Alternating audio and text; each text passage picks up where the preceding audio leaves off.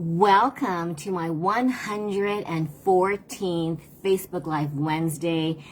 Today's topic is one that I didn't realize I was suffering from, enmeshment trauma.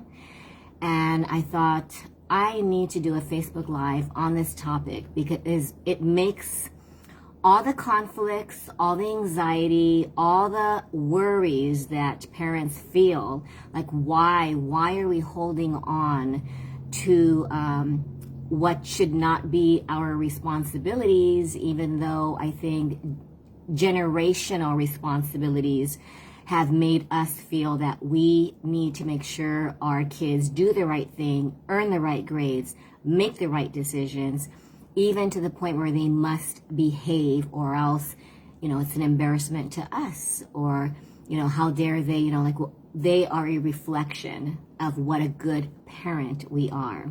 So let me define enmeshment. It is the blurring of psychological boundaries.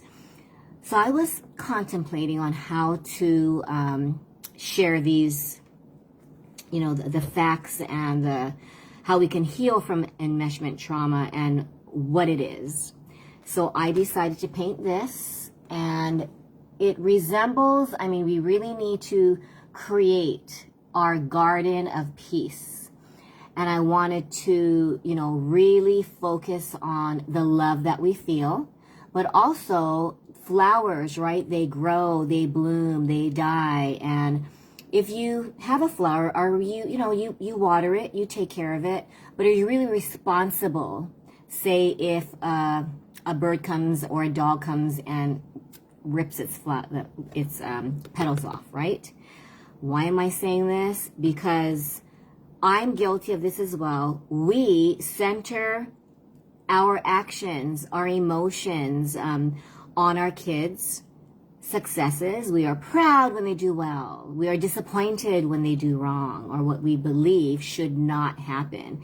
If your child misbehaves, if your child should say fail a class, some of my, the students that I tutor, their parents would be livid to the point of, severe punishments, phone gets taken away, or being grounded. And I'm not saying that, we shouldn't do this to our children, but it's the way that the consequence is administered, right? If you say, oh my gosh, why didn't you study for this test? How could you have gotten a D? I've tutored the smartest kids. If they have anxiety, and sometimes that anxiety turns into paralysis, which means they might not even want to, they feel like they cannot change their emotions, their concentration, their focus, their motivation, because it is just too much.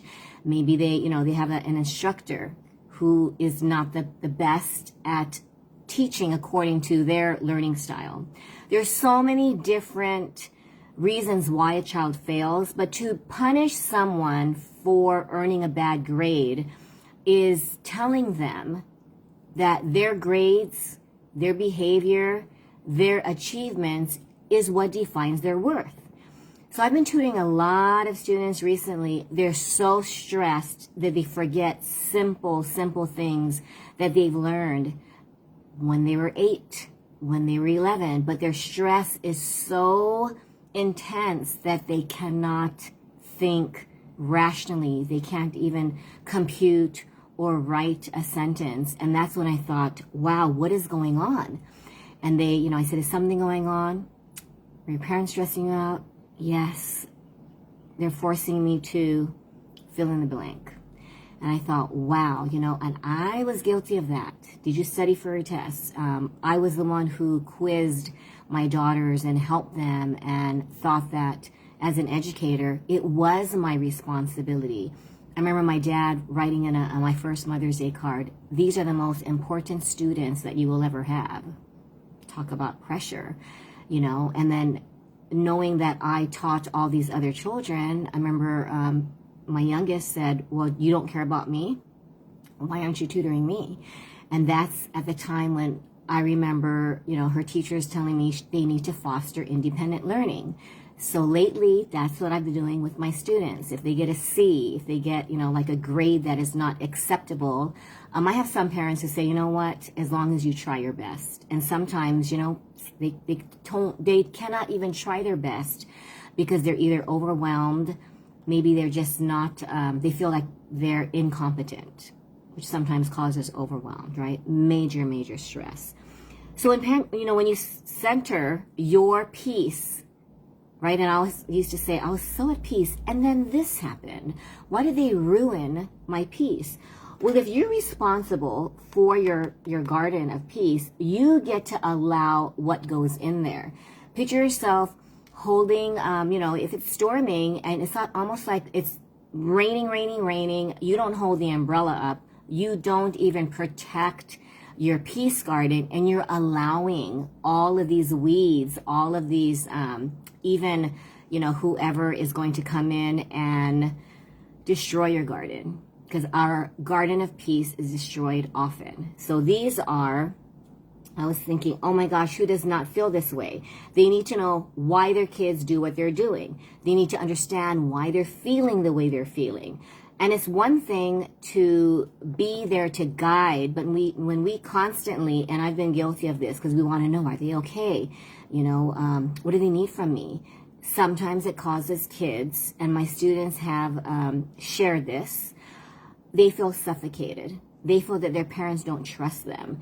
They feel that they have no freedom to be who they are, because they often feel obligated, right, to share similar belief systems, especially if it is not, the family's belief system, whether it's regarding to gender, whether it's regarding to religion, or just maybe career choice. Maybe they think, you know what, I can't share that I want to be a hairstylist because my parents have groomed me to be an attorney or an educator, or whatever career that you feel is something that's respectable, or some journey that you would be proud of, right?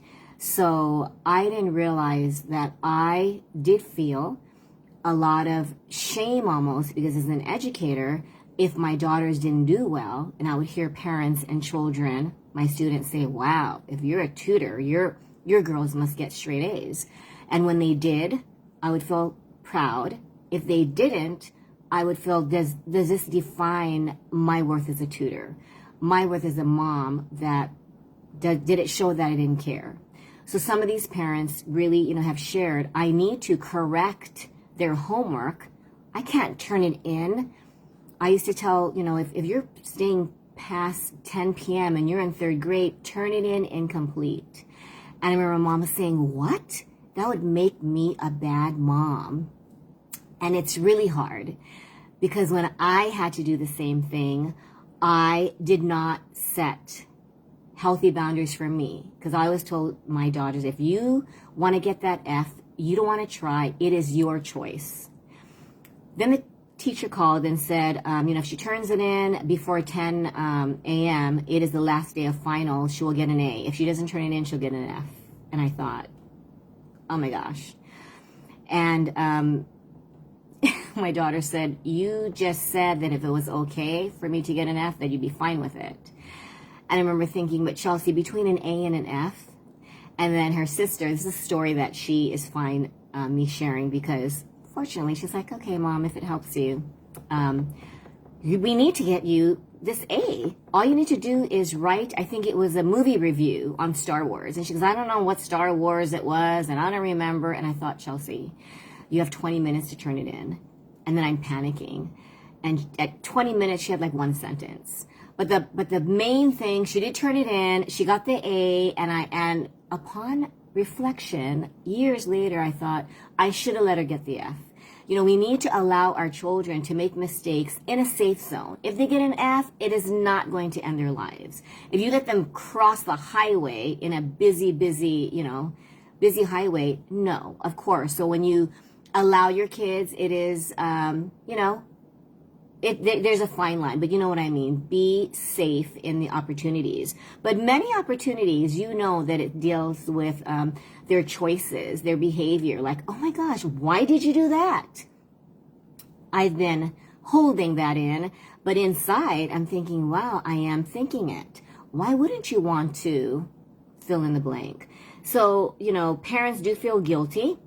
I know I did when I went to Four Seasons, when I went to Kauai, and I felt guilty spending time away from her. And I thought, wow, that's enmeshment. Because what it is you're giving your children, no matter what age, they feel that they can feel you worry. And they think, wow, they don't trust me to be on my own. And so I thought, wow, we really, really need to understand the effect, the harmful effect of enmeshment trauma. Google enmeshment trauma. It just opened my eyes, and I thought, wow, if we were able to set healthy boundaries and keep our garden just for us, there are some opportunities that you can, you want that closeness. You want those family outings and those family experiences, but there comes a time, many, many moments where we need to let go. And as long as we know they're safe, let them explore. If you don't know where they are, do you trust them? If they're minors, yes, at least tell me. I remember having to use the Ala Moana payphone. I was the only one having to tell my mom, we've arrived at Ala Moana. Okay, we are going to leave Ala Moana. And I thought, why am I the only one? I'm an only child. So as I'm raising adult children, if you have teenagers, the harmful impact is, and I read this and I thought, wow, it's a failure to develop an individual sense of identity. It's their self-esteem. It's who they are. And so if your child, no matter how old they are, you can practice this with a 3-year-old. Instead of correcting them, oh, that tree should really be green, or why don't you add these flowers, or, what is your robot going to do? And you just bombard them with questions. I've had little ones who say, that's all right, I don't want to draw anything. Because you're interrupting and destroying their little individual bubble where they want to create without judgment, without advice, without guidance even. And it's okay. I'm realizing I need to be okay not knowing. And those of you who know me as a planner, I like to know. And if things, I'm realizing it's not just with adults, parents and children. It's with coworkers. It's with siblings. It's with any human that you interact with that is in your family or friendship bubble, right? Because we think, wait a minute, can you imagine your best friend changes jobs or gets divorced and you think, you didn't tell me? How come you didn't tell me? Did you not trust me? Not realizing maybe they weren't ready to share. Is it a slight that they didn't trust you? No, maybe they just needed time, right? Time in order to reflect what they were going through. But what happens when we are involved in enmeshment trauma, you avoid new things, right? You feel suffocated. You cannot be happy until your parents are happy, so vice versa.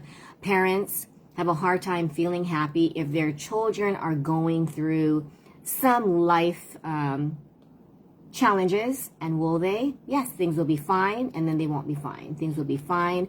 And I'm realizing if my mood, my peace is dependent on whether my daughters or my husband are happy, I am riding that emotional roller coaster that is not healthy. Because I'll be having a great day, and then all of a sudden, if I find out that my daughters are frustrated or that my husband is going through, some kind of stress, then I go into, oh my gosh, I'm a loving mother. I'm a loving wife. I need to make them feel better. And only recently, I'm still struggling with it. I need to be okay, that they will be okay without my intervention. Sometimes without even me guiding them. You could just say, I know you're going through a hard time and I know you'll be okay. And they'll sometimes say, how do you know I'm going to be okay? Because I just know. And that's it. You can say, if you need me, I'm here for you. A lot of them will say, I'm fine. I'm good. Right? Let them struggle. Let them experience unpredictability. Let them change their minds. Yes, Deslin, way to go. Oh, thank you. Letting go. Oh my gosh, letting go. Sometimes I think I don't even remember half the things I wrote and how to let go without losing your sanity, because I'm realizing I'm losing my sanity consistently. And then when a good friend of mine shared, have you ever heard of enmeshment? And I said, no. And when she talked about it, I thought, I need to do a Facebook Live on it and actually maybe even write about it and journal about it. Because if we don't provide a safe place for kids, for your children, for your family to come to you, they will stop sharing. My students have actually shared, I can't tell my mom that, or I can tell my mom that, but I can't tell my dad that. And I always tell them, this is a safe place. Make your mistakes with me, and mistakes are okay. And the little ones will go, can you tell my parents that? Because they took my cell phone away. They're maybe like in 4th grade, and they're not okay with me making mistakes. So then I have a deep discussion on why they, a lot of us, generational, we've been taught mistakes are bad. Why? Does it mean that you're going to be a future failure? Some parents think if you make mistakes, that's a sign that, I don't know what kind of adult you're going to make. And I said, what kind of adult you're going to make? You're going to be a human. And he starts laughing, that I always explain that everybody makes mistakes. And my latest story, I'm not encouraging failure, but I celebrated an F. I was like, and my students like, you what? I said, yeah, because we have to be like, okay, and even celebrate, like, hey, I made a mistake, I failed, and guess what? The world didn't end, I'm okay, and maybe I learned a valuable lesson. Maybe the lesson of failing is much more important than being proud of the achievement. So provide a safe place.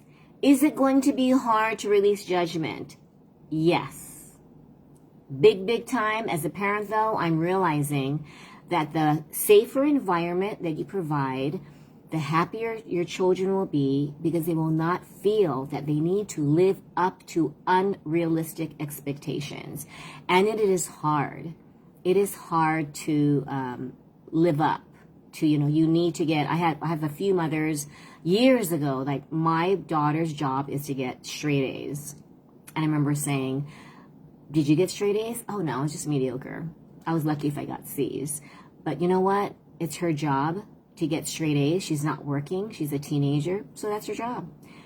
And I discussed it with that my student who became my coach when she was only 26.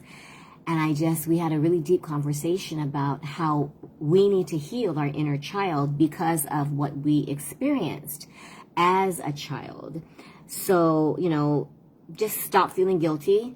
I'm really struggling with that. And my friend, Deslin, always helps me with that, releasing the guilt, releasing the shoulds, and embracing who our children are just for the sake of they're in our lives. If they're healthy, even more so.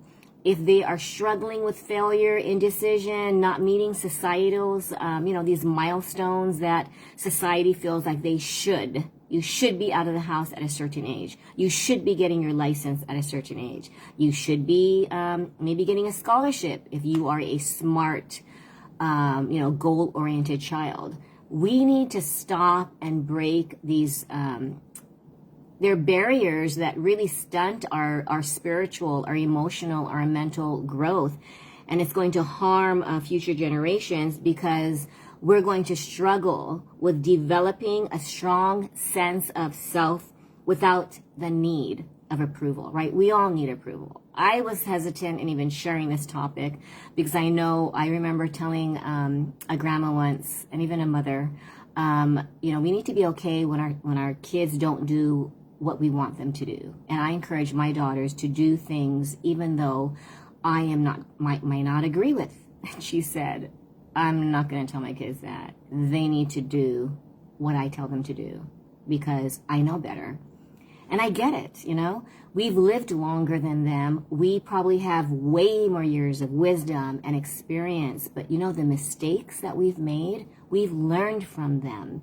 So if we, and I just met with someone, well, most moms, you want your kids to be prepared to live independently when we're no longer here. And that was my fear too. Have I prepared my daughters enough so that when I'm not here, they'll know how to navigate adulthood? And then I thought, you know, you might never feel, it's like, was I ever ready to be a mother? I was 31, didn't feel ready. And I thought, do we ever feel ready? But we can take the steps to prepare our children for adulthood by letting them go and make mistakes. I watched a baby bird the other day, and he was struggling, and the mom's just watching. And I'm thinking, if he was if they were a human mom or dad, they would be rushing and saying, oh my gosh, you're going to be like hurting your head. You're going to be like breaking your wing. You're going to, no, I'm not letting you fall and get hurt. Right? And then the bird fell, and he wasn't moving. And I walked over, and the bird died. And I thought, oh my gosh, why didn't the parent save them? Because that's what we would do. I have parents who have realized they have no control, right? If you have control, you think you have control, you might be punishing your child so they do what you want them to, because fear of consequence, fear of punishment, fear of not being accepted. I've had boys share that they would, it's not taking away the video game privileges, it's disappointing their parent that hurts the most. And I thought, wow, they really feel that they disappointed their parents. They're not loved during those moments when they make mistakes or they break the rules. So I just wanted to do, a Facebook Live on this topic and let you know that you are not alone. It does not mean that you're a bad parent if you, because to me it's like you're caring, right? But I want to let you know that there's a fine line between like what my parents did, which I think they enabled me big time. And so I've been recently vulnerable about sharing that I tried to take my life, right, at 31. Cannot imagine what my parents went through. But I remember one of my good friends talked to my dad, and my dad said, this is my fault because I didn't teach her to lose. Maybe games, childhood games, or he just didn't, he was the one who always, your academics is priority. You'll always have time for a social life, but you must make education a top priority. So in turn, I did that, right? Worksheets every day, regardless if we were in Disneyland, we were, it was, their birthday, it was Christmas, they need to do their worksheet. I probably, and then Chelsea pretty much refused, and I thought, what am I going to do? And I had to let go, but I was this like, we need to do this. And even with Hooked on Phonics cards, she would be, the sight words. I'm like, hey, do it. No, I want to do this one and this one. Talk about strong-willed. Now I research, and people or kids who break the rules, who test you, who even appear disrespectful, those are signs that they embrace their individuality. They do not need your approval, and it is a healthy mental way of thinking. I'm not saying if they, kick you, or if they, whatever they do though, when you think about it, go within and ask yourself, why are they so frustrated they're unable to communicate? That they're just almost like emotional explosion, right? They're that volcano, and they can't calm down because you have pushed their buttons like they push your buttons, and you're like done. And I was like that, it's like, 1 day without your cell phone. If you disrespect, yeah, but what, 2 days without your cell phone? But I think it's so unfair. 4 days without your cell phone. And she ended up having 2 weeks, but I didn't realize. And a psychologist told me later that 24 hours without a cell phone is much more powerful than a week or two, because they get used to it. My daughters got used to the 1 month without TV or phone, and then it doesn't really make that impact. So this enmeshment is real. The trauma is real. And I just want to tell you that we are all doing an amazing job, because we are dealing with our own inner child healing issues, right? And the worries that we have are real, but let's learn to trust our children's journey. You might be struggling with them right now. You don't understand why they're not doing what you feel they should be doing, but let them explore, let them soar, and if they fall and even if they break their leg, let them learn from real life and they will be okay. The students that have shared that they're more traumatized because they cannot live up to their parents' expectations, they're the ones who are having major meltdowns in school, and they're like 6. By the time they're 14, they can't even function. They really believe that they're not going to succeed in life, all because of grades.